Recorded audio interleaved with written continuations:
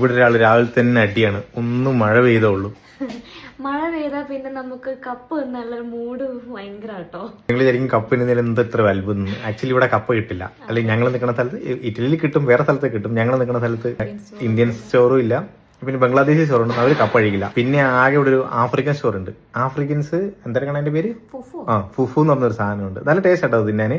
അത് കപ്പ വെച്ചിട്ട് അവര് കപ്പ വേവിച്ചിട്ടൊരു മറ്റേ ഒരു ജെല്ലി ടൈപ്പിൽ ഉണ്ടാക്കണം. അത് ഇറച്ചിയുടെ കൂടെ ഒക്കെ ഞാൻ കഴിച്ചിട്ടുണ്ട്. അതുണ്ടാക്കാം. അങ്ങനെ ഞാൻ ആഫ്രിക്കൻ സ്റ്റോറിൽ പോയി നോക്കിയിട്ട് അവസാനം കപ്പ സംഘടിപ്പിച്ച്. കപ്പ മാത്രമല്ല അതിന്റെ കൂടെ ചിക്കൻ കറിയും. ഇന്ന് കപ്പയും ചിക്കനും. പിന്നെ ചിലപ്പോ ഞാൻ രണ്ടെണ്ണം അടിക്കുകയും ചെയ്യും.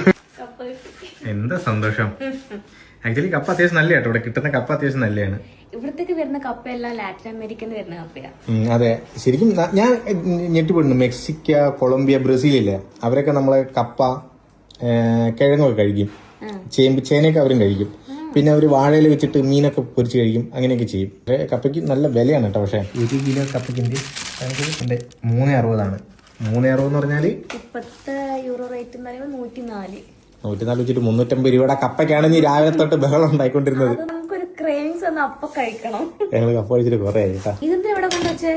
അത് മോട്ടിവേഷൻ, പെട്ടെന്ന് പണി തീർക്കാൻ വേണ്ടിട്ട്.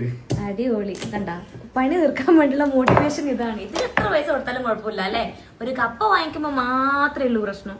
കപ്പയ്ക്ക് 360 കൊടുക്കുന്നത് മലയാളികൾക്ക് സഹിക്കാൻ പറ്റില്ല. പക്ഷെ ജെന്റിൽമാൻ ജാക്കിന് എത്ര കൊടുത്താലും നമുക്കൊരു വിഷമം വരില്ല. എന്താണെന്നറിയില്ല.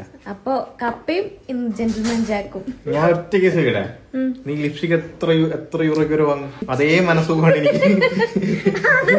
അതേ മനസ്സുഖമാണ് എനിക്ക് ഇത് വാങ്ങുമ്പോൾ കിട്ടുന്നത്. അല്ല, ഇത് എത്രാമത്തതാ ഇത്? കപ്പയാവുന്നേരം പഠിച്ച് പീസാവോ?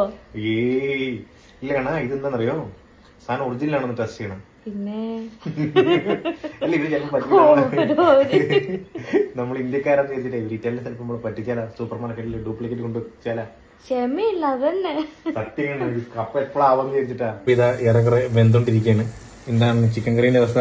ചിക്കൻ കറി എന്തോ ഒരു കുറവുണ്ട്. അതെന്താ ഞാൻ കണ്ടുപിടിച്ചോണ്ടിരിക്കുക. എന്താ മനസ്സിലാവുന്നില്ല. അങ്ങനെ കപ്പയും ചിക്കൻ റെഡിയായി. സന്തോഷമായല്ലോ അല്ലേ? കറി ഉണ്ടല്ലേ? അടിപൊളി. നല്ല എരിവുണ്ട്. ടച്ചിങ്സിന് സെറ്റാ.